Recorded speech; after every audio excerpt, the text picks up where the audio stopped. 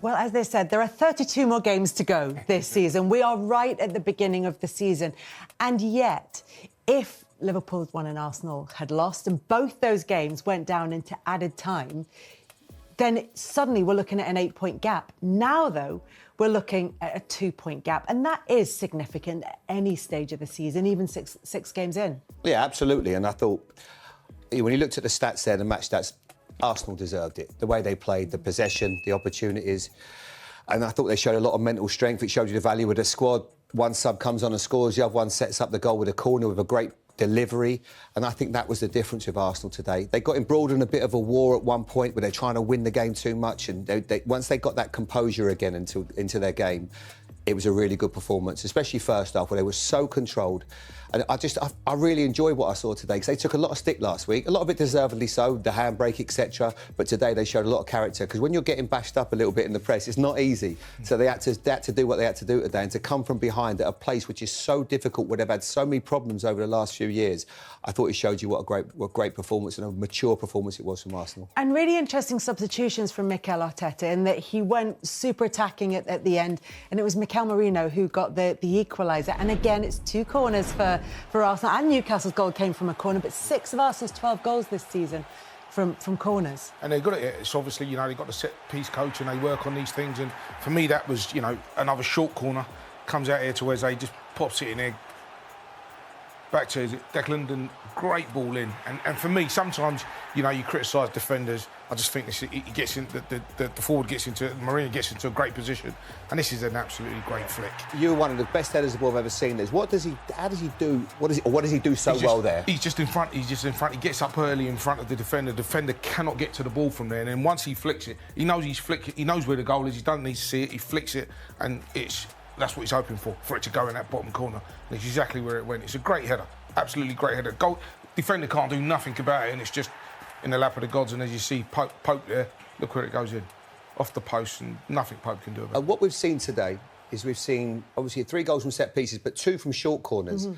And I think now why teams do short corners is it just disrupts the defence, because if you saw from Arsenal's perspective where they concede one, Gyökeres, one of the big guys, goes out for the short one. And again there, instead of there being like maybe it match-ups 5 players in a really tight space, all of a sudden the short corner makes people come out of position, and that leaves like 2 or 3 yards gap between people. And if you've got good headers of the ball, when you look at it there, look how tight and compact it is. So they're trying to put a net ball into an area. But once that ball then gets played in, you can see the short one. Eze plays it short. Declan knows what he wants to do. Then all of a sudden, 3 players then come out. Then you've got a nice big gap in the middle. So now all of a sudden you've got 2, 3, 4 yards of space, which makes all the difference. And what that allows is movement. And that's what you see there, lots of movement. In the early corners they were taking, they were just putting them in, and saying, right, you go and attack it, and it was 1v1. Once you start getting movement, then you're moving defenders out of the way. And once it goes short, people start moving, and that's what caught Newcastle out. Absolutely. But after that, I think Newcastle would have created their own downfall. Yeah, because the game management now, you've got 1-1. You know that point is in your hands. And we both went, when Nick Pope gets his ball, go down, just buy yourself a few seconds. Instead, he's trying to play a Langer. You're under pressure, you're tired, you're chasing a few shadows right now. The ascendancy is with Arsenal. It's a really bad mistake from Nick Pope, who've been brilliant all game. Then they get caught, Lascelles puts it out for a corner. Now it's all on, because Arsenal are one of the best players, one of the best at set pieces. Is it a fact? Well, it's irrelevant. And here, Jay, when he picks the ball up here, what I don't understand is Elanga's he's going up against 3. It's not like he's one-on-one with someone. Yeah, exactly. And then the delivery, Les, a great header by Gabriel. Yeah, I mean, listen, again, Pope gets caught in no man's land. Saliba's standing in front of him. He can't get round him. He goes to try and get it. No chance. And we've seen Arsenal do this time and time again. We've seen this guy, Gabriel, do it time and time, and gets into that position. Goalkeeper's in no man's land, and it's an open goal for him. And Saliba does so well. Watch Saliba, that he does enough, makes it difficult for him. And I think what Nick Pope's trying to do, because he's trying to rectify the mistake that he'd made earlier, all he has to do is just calm down. And it was obviously a different type of goal, because when Liverpool scored with Ngamoa, They were chasing a win. You know, they had 10 men at a time. A point would have been a great result, and they just try. And I think sometimes it's the enthusiasm. You've got to credit them for it to a certain extent. But in that moment, for Nick Pope just to take his time, take the sting out of the game, and just realise a point is still a great result against a really good Arsenal side. But they get, I would call, a little bit greedy. And they've been ahead for so long. Gabriel was sort of claiming a foul in the opening goal. I think in real life, in real time, it may look like there was a little bit of a more of a nudge there. But Mosquera having given away the corner, Newcastle managed to work it really well. And the same thing we're talking about. If we look at here, look where Valderberg is. He goes out, spins round, comes round, and back. Gabriel actually loses him, and then feels a little touch on his back and thinks, I'll go down, I'll get a penalty here. But it's hardly a touch, and bang, great header. Good header, Les. Yeah, great header. Great header. Goalkeeper's got no chance. We've seen some good heads today. Yeah. Watkins. Not Watkins. For Fulham. Jimenez. Yeah. So there was a lot of good headers today. Yeah. But that was a really good piece of play, and they were. You thought at that point they were hanging on there, so they looked comfortable, and then the sting got taken out of it. As we spoke about, at the time, Arsenal are in the ascendancy, and you just need to take the sting out of the game. You knew they were coming on top. They were trying everything they could to score a goal. You could have just taken the sting out of it, but Pope got a little bit enthusiastic and tried to get Elanga in, and unfortunately causes the corner. The crowd here at St James's Park certainly thought that Newcastle could have had a penalty. A lot of the Newcastle players thought they could have had a penalty for a Gabriel handball. What did you think? Yeah, when I saw it, I shouted handball straight away because you see it hit his hand. But then as it comes here, you have to slow it down. It looks like it, he gets a touch on it, and then it hits Elanga, and then it hits his hand. So it's a tough one, but I think they got the decision right in the end. They have to slow this right down to work out. You can just see it just squeezes out here. It's like they both get to the ball at the same time, Gabriel and Elanga, and it just almost gets teed up and then pops up into the air and then hits his arm. Where he's really, really lucky, Gabriel, is his arm is in an unnatural position. There's no way you can say that it isn't. And if they would have given that, I don't think there'd have been too many complaints. By football refereeing decisions, definitions, rather. I think if you fall down, your arms may well flail about a bit. But that was extremely high, Kelly. I don't think that would be like disproportionate, if that's the right word. But you can see it here. It gets so high. Yeah. You don't need to get it up that high. And so he's extremely lucky. But I think because where he gets away with it is like Les says, it just squeezes between the two of them, doesn't it? It just gets a touch off him. And if it gets a touch and it deviates... We're talking about that a lot today, deviation. It deviates and it's not a penalty. Do you know, I was saying earlier on that so many decisions in this game, and even at 0-0, Arsenal feel that they potentially could have had a penalty. And in fact, the penalty was given and then overturned by the referee. We heard Bukayo Saka saying it took a long time to overturn it. Actually, it took a time because the referee went to review his own decision to make sure that he'd seen everything in the build-up. I think there's a touch in, what I said to Jamie afterwards. I said, look, if it was the other way round and he was going through as a centre forward and the goalkeeper had laid down and got his fingertips of his gloves to it and the finger deviated like that and the player went over him, it never was a penalty. It's because he's gone with his feet or his legs and it's touched it. You can see it's touched his foot and it's gone in the opposite direction. So for me, the decision was right. Although as a centre forward, I'd be looking for that as a penalty. Absolutely. I can't wait to see or hear what Mikel Arteta says because it might just soften now they got 3 points because I think if they'd have lost the game, I think it'd been a completely different Mikel Arteta interview. But he might just say, you know what, sometimes you get him, sometimes you don't. I'm fascinated to hear what he says because I feel I was doing the game last Saturday and it might obviously people can say well it was different, but the Sanchez on Burmo, when he goes through, Sanchez gets the slightest of touches, but it knocks it past him and he still brings him down. And that's just my feeling. But I can understand what Les is saying. I was just surprised it got overturned. Was there enough for it to be overturned? Yes, I take his point, but VAR only intervened to send the on-field referee to go and look at the decision. So it's slightly different in that he's reviewing his own decision rather than having somebody else overturning it.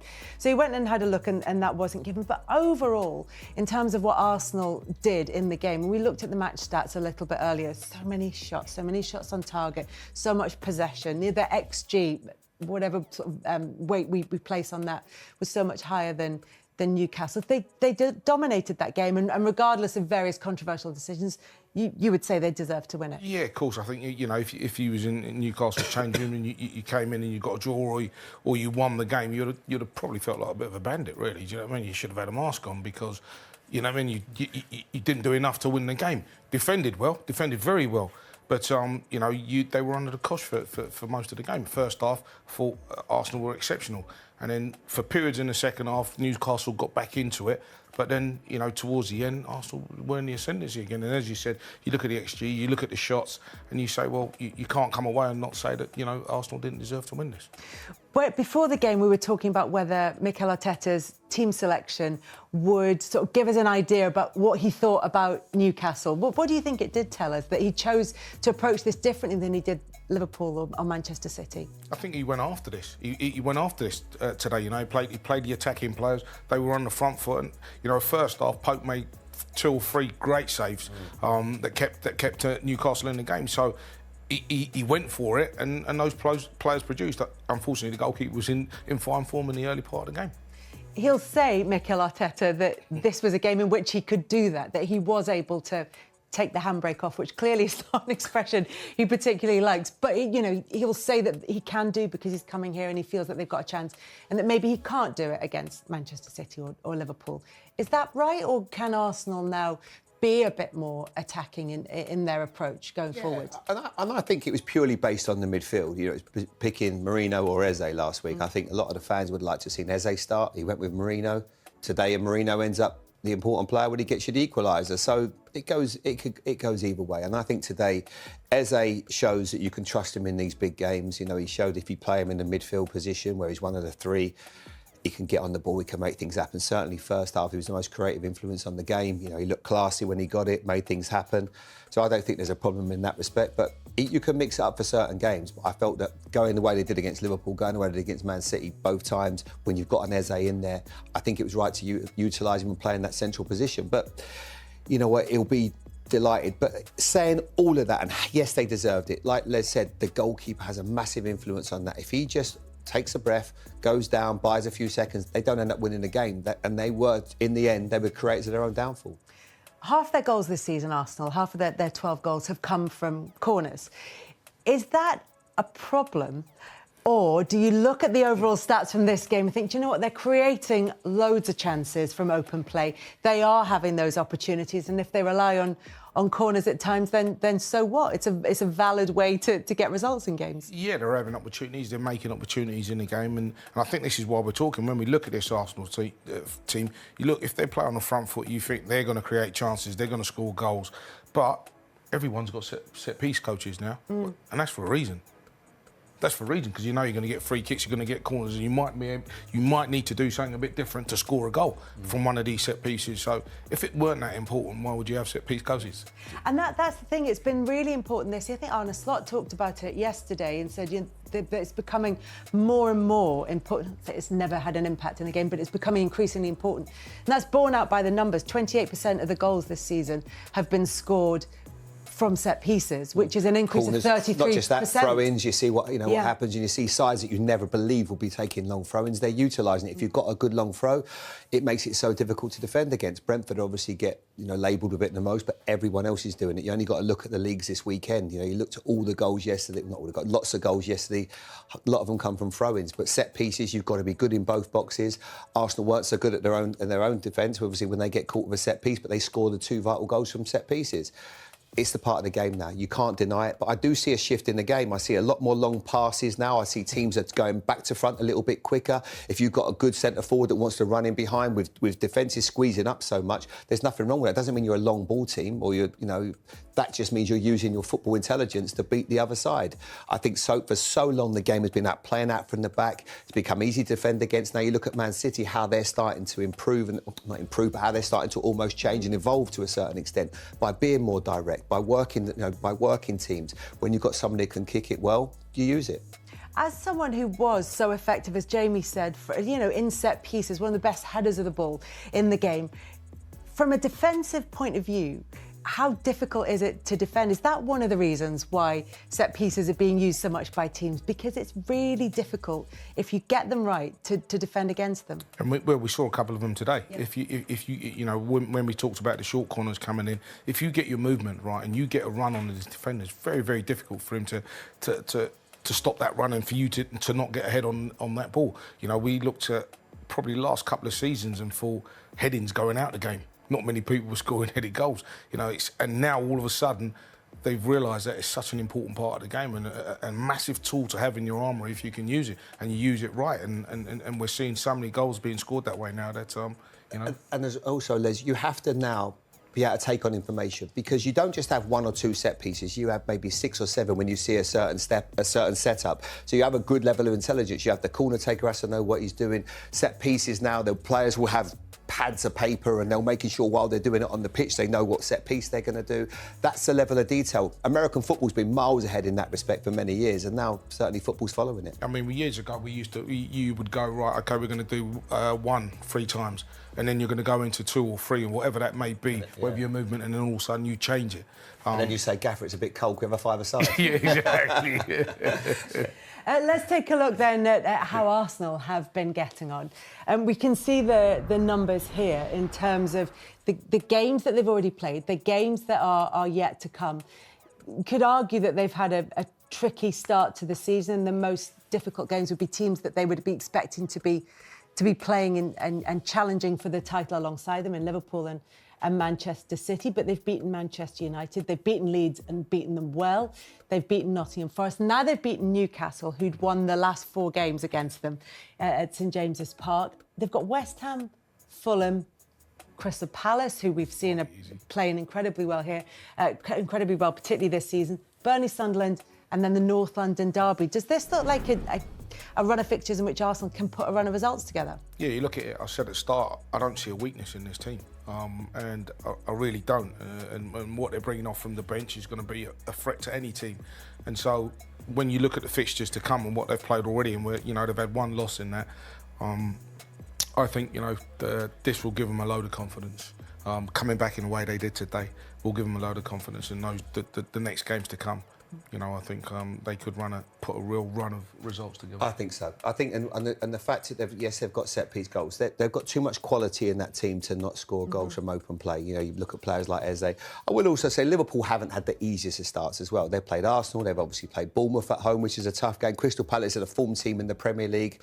They've played a derby against Everton, so it hasn't really been easy for them. You know, so I think right now we're all guessing what can happen. There's going to be a lot of twists and turns. I think what it's shown today is that Arsenal are right in the mix, and anyone's been doubting them is completely wrong. And he wasn't happy with the way that the Newcastle performed overall. Felt maybe they weren't at their best, particularly physically, and that's what Eddie Howe demands from his teams, is real physical fitness and sharpness. Yeah, I think it's such a fair assessment because he's called it pretty much as we've said it. It was tough because when you think about Newcastle midfield, we were speaking and waxing lyrical about it before the game and how much energy and that they expend and how they get after you and make it difficult. I felt it was too easy certainly that first 30 minutes for Arsenal to play through them. They always found the spare man, whereas it's always so difficult normally. Against Liverpool early in the season, Liverpool never had that luxury. But today they just couldn't, just felt like they were half a yard off. And sometimes it's difficult to understand why. Maybe in training, maybe you sense it. Things aren't quite right. Maybe a couple of players have missed a few minutes here and there and everyone's trying to catch up.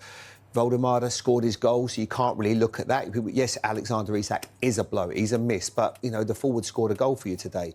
But it just felt everyone else just wasn't quite at the level. I thought Thiaw was excellent at centre-back. I thought he had a really good game. But we said that, would you agree with that, Les? They just weren't quite as fresh as normal. Yeah, I mean, what happens is normally what they had last year was someone that could run in behind.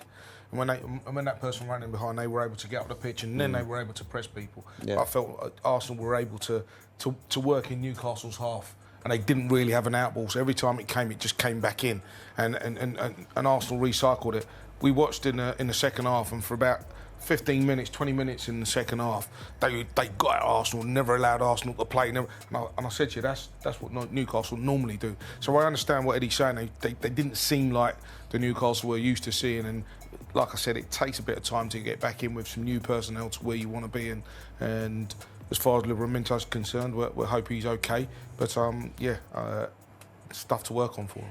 But on the plus side for Newcastle, they do have Nick Voltemade up and scoring and involved and scoring what could potentially have been a really important goal for a long period of that game. Yeah, you know, you've got to look at his strengths and what he brings to the side, and they bought him for a reason. You know, as I said, you know, right at the start of the programme, they brought Wissa, who was unfortunately injured at the moment. He'll give them that running in behind, and I think once he's fit and Valdemar will link up with him really well. And that's when you can really look at Newcastle and see what they're trying to do. At the moment, they're just trying to stick a few people in positions that perhaps don't suit them at the moment. Well, Nick Voltemade then with the opening goal in the game, with Newcastle's goal of the game. He put his hands on Gabriel Saliba's back, Gabriel's back, who then went down, claiming that it was a foul. And then there was this afterwards, and Nick Voltemade spoke to Pat about it. He doesn't want to make too much of a big deal of it, but as he said, he didn't like it. What do you think? The question I'd asked, if he had gone down, he said, I don't want to go down. But had he gone down, they'd have reviewed it. And if they would have reviewed it, I want to know what the outcome would have been. Well, what do you think the outcome would have been? Well, he's smashed him straight in his face. Look. It's a liberty, isn't it? That's whatever way you look at it. He's really lucky. And if he goes down holding his face, they review it. This is a better angle here, look. There you go. And I think, you know, any blow to the face is a sending off. So Absolutely. I'm saying, if he falls on the ground and then they go, because they'll have to go to VAR if he goes down on the ground. And I like what he said. I don't want to go down for things like that. But then all of a sudden, Gabriel stays on the pitch. It sort of got lost in the sort of aftermath of the goal and in subsequent moments in the game. But that is potentially a really significant moment. And the thing is, as well, you've got to take into account that Gabriel right now, after that, his head is in a bit of a dish, is in a tumble dryer. He's made the mistake for the goal. He's fuming, and he's obviously had a bit of a problem with him. So he's leaving a bit on him. You can't do that. But this is a consequence of this silly kickoff that everyone does now. Yeah. It does my head in. You pass it back to the goalkeeper. It's like American football. He's having to run past three players. Look, they're all smashing him. Why don't you just pass it back and start playing? Why? And then one team does it, and how do they all do it? It's ridiculous. But people are going to get. I see it at grassroots. I see it playing now. That should be a foul. And if it's not, not really. It could be a sending off. It's ridiculous. But everyone's copying each other. They're all doing the same things, and it just causes a massive melee every single time. I don't get it. Like you see Zubimendi trying to do it, then he's running past him. It was like Bulldogs when you was that game Bulldog when you were a kid. That's what everyone's doing. Everyone just copies everyone. At least make up your own thing. You know what I mean? Have your own ideas. And then Gabriel gets the winner. Is that going to sting? I'm sure it will. I think, you know, Eddie said he's not seen any of the incidents. So when he goes back in and he sees that, you know, Valdemar will, you know, he'll be disappointed that he didn't go down because, as you said, Gabriel scores the winner. And had he gone down, and I don't like seeing players do it. I don't like seeing players feign injury. But Les, we see players go down for a lot less than that. That's what I'm saying to you. That's what I'm saying to you. I don't like seeing it, but then that's a genuine someone hitting you in the face. Kelly, we're not going off air yet. Happy birthday. Happy birthday. Happy birthday from everybody, Kelly. Thank you, Jamie. I didn't want to embarrass you, but I thought, you know, you come here on But you did anyway, yeah. You know? Well, wait till everybody's switched off because it's the end of the show. Then we'll say happy birthday. 21 if anyone's asking. Ethan Nwaneri must be fuming with Mikel Arteta's decision recently made at Arsenal. Arsenal managed a miraculous comeback in the Premier League as they managed to overcome Newcastle in a tough test at St. James's Park. The Gunners went behind through Nick Woltemade, but goals from Mikel Merino and Gabriel Magalhaes late on completed an impressive turnaround. It was a match that required the efforts of everyone in the squad, as Mikel Arteta called upon his substitutes to make all the difference. In the end, Arsenal landed all 3 points, but there were plenty of names missing from the matchday squad, not least Ethan Nwaneri, who was seemingly dropped by the manager altogether for the encounter. Arsenal's injury troubles have seen them struggle with squad depth over the past season or so, but that has seemingly been fixed. With Arsenal spending over £250 million in the summer transfer window, the options are far deeper now and with plenty of quality. That does mean, however, when players return, there are issues with managing the overall squad. That much was proven during Arsenal's win over Newcastle, as Ethan Nwaneri was omitted from the matchday squad entirely. The youngster had traveled and appeared to be fit to play, having featured in training in the build-up to the match. With Max Daumann named ahead ahead of him, there may be concerns over how Arsenal are managing minutes at this stage. Nwaneri recently signed a new deal with Arsenal, which keeps him at the club for the long term, but he needs opportunities too. To have seen one of these chances taken away from him won't have come easily, as Nwaneri will surely have wanted to feature in such a high-stakes match. Given his desire to play and the fact that a fellow Academy star several years his junior was ahead of him, it may be a decision that would come with some frustration. However, that is now the new challenge that Arteta faces this season. Up to this point, Arteta had largely worked with a relatively small, close squad at Arsenal. However, with struggles surrounding injuries last season, it's no surprise that the squad has been expanded to help cope with the sheer amount of fixtures. Now that he has the quality at his disposal, the manager will be aiming to win the biggest prizes, even with the impact of some key absences. A new challenge does come with that though, which will surround how well he can manage his squad. Given that they are all top professionals, every Arsenal player will be pushing to start in every possible match. Having to rotate and fit them in, balancing minutes with wins will be the tough part. Whether Arteta can now balance that is part of his job moving forward, something new that he will have to learn about quickly. And that wraps up today's biggest Arsenal news. If you enjoyed the update and want to stay on top of everything happening with the Gunners, make sure to subscribe and turn on notifications. You won't want to miss what's coming next. Thanks for watching, and I'll see you in the next video. Come on, Arsenal!